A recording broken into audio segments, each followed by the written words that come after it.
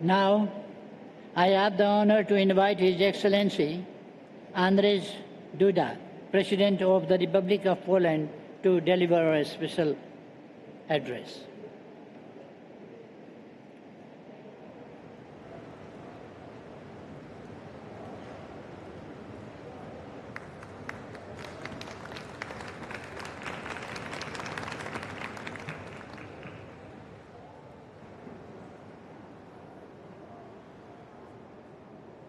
Your Excellencies, distinguished delegates, the nations of the world, regardless of which part of the globe they live in, are today facing challenges of great scale and importance.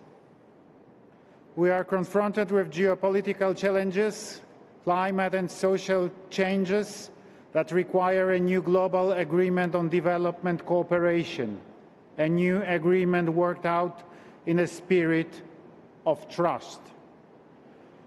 International development cooperation must be seen as a joint investment in our future, in our security, stability, and prosperity. To revitalize it, we need partnership relations based on solidarity, mutual respect, understanding of local needs, and long-term commitment.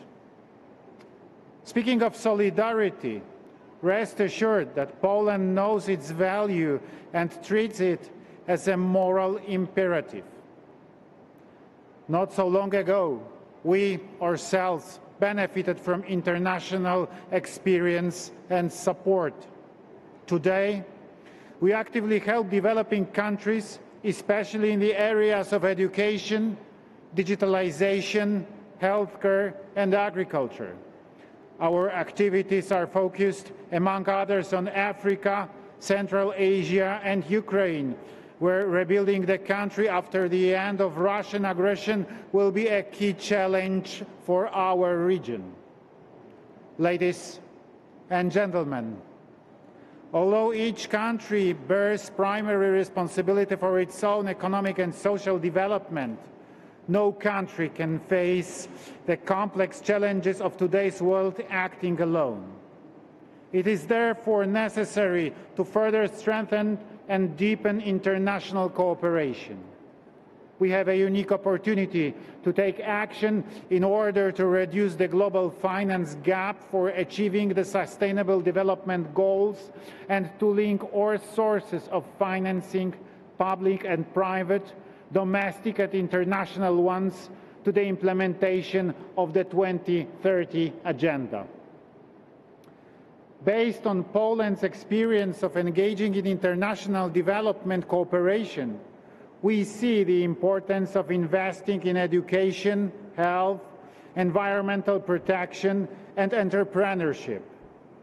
We also emphasize the need to prioritize investment in modern, future-oriented solutions, in particular in resilient critical infrastructure, non-emission energy sources, and digital transformation, as well as in the development of human capital. Ladies and gentlemen, this conference is an opportunity to go beyond the traditional way of thinking about development cooperation. The international community needs to reflect deeply on how to use limited financial resources to bring about systemic change. We know that the principles of the official development assistance alone are not sufficient to finance ever-growing needs.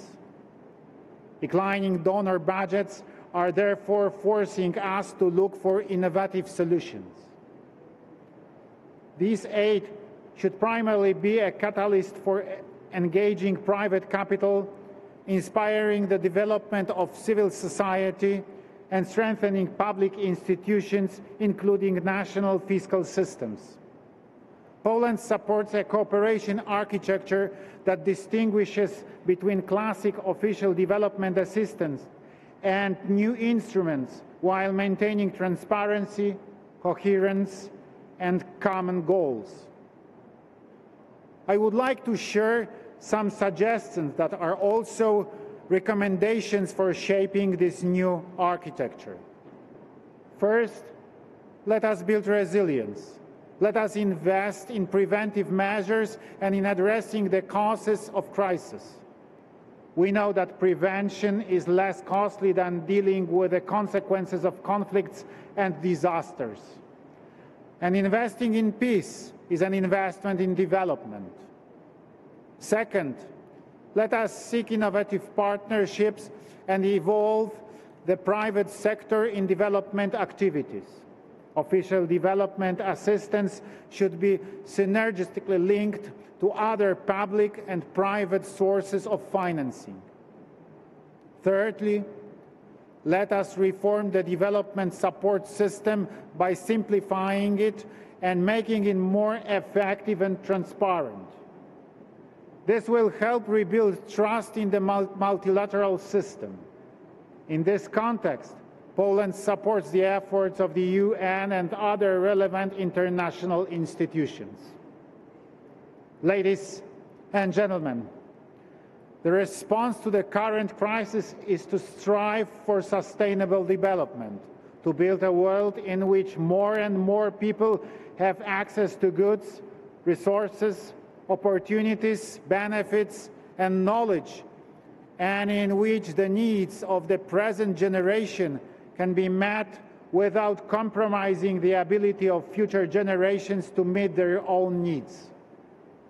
A sustainable world means a better chance for lasting peace and prosperity based on respect for fundamental goods, including human rights and dignity. While financing development is a strategic investment in peace and security in all its dimensions. Thank you for your attention.